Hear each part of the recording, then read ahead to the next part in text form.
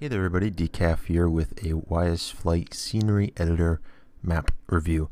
This is where I go in and show you some of the successful techniques that map makers have implemented to really make their maps stand out, but also make their lives easier as map makers. So here we have YSMajor's Vietnam map. YSMajor will be the subject of a couple of these videos because he has some really nice maps. The amount of effort that he put into these is obvious, but he also made it so that he can keep it simple. So this map is maybe 100 miles by 50 miles, something like that. It's not a very big map, but there's a lot of stuff packed into here that makes it a really neat thing to fly on. So let's jump in. One of the things that you notice is that there is no background here. On the edges we have a gradation strip that fades into black, and that works out really well. Hidden behind these mountains are another gradation strip that goes from the brown of the footlands of the mountains into black. So he has black in the very distance, which sort of simulates, number one, the edge of the battlefield, and number two, hey, don't fly here. It's a nice little cutoff that works well. So there's a lot of things that I want to talk about at this map, and we'll see how far we get, but I want to start with the elevation grids. In this map there are not that many elevation grids, despite all the light blue that you see here.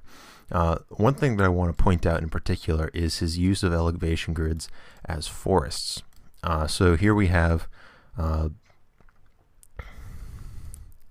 some elevation grids, and notice that he has them rotated in different ways and overlapped. This is how he can recycle a lot of different elevation grids and keep things interesting.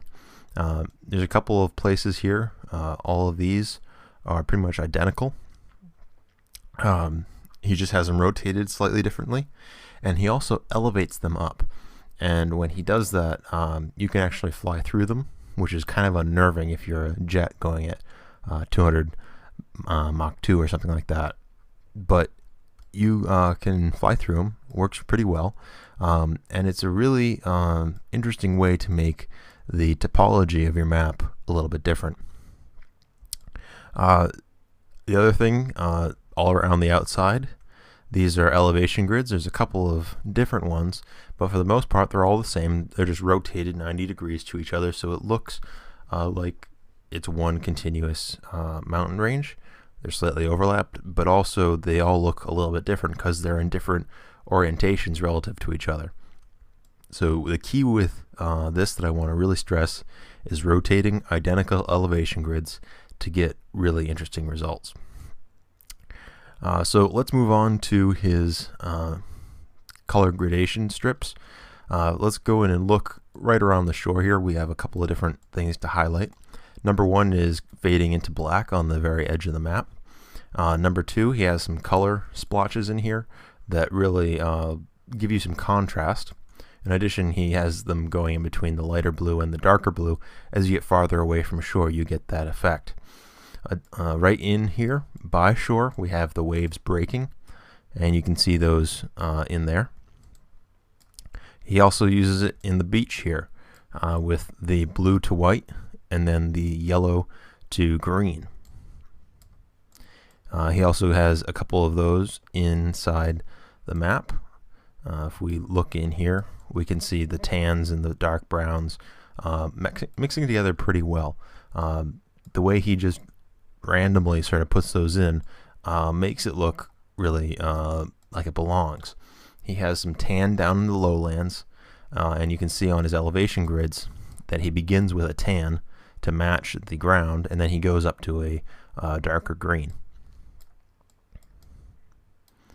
So one last thing that's a little bit hard to see.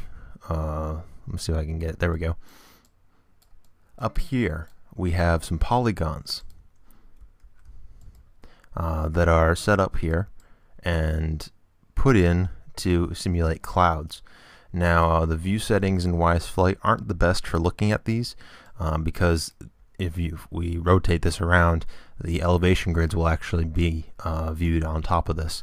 One little weird thing that I've found when looking at his maps, but you can see that he has those in here.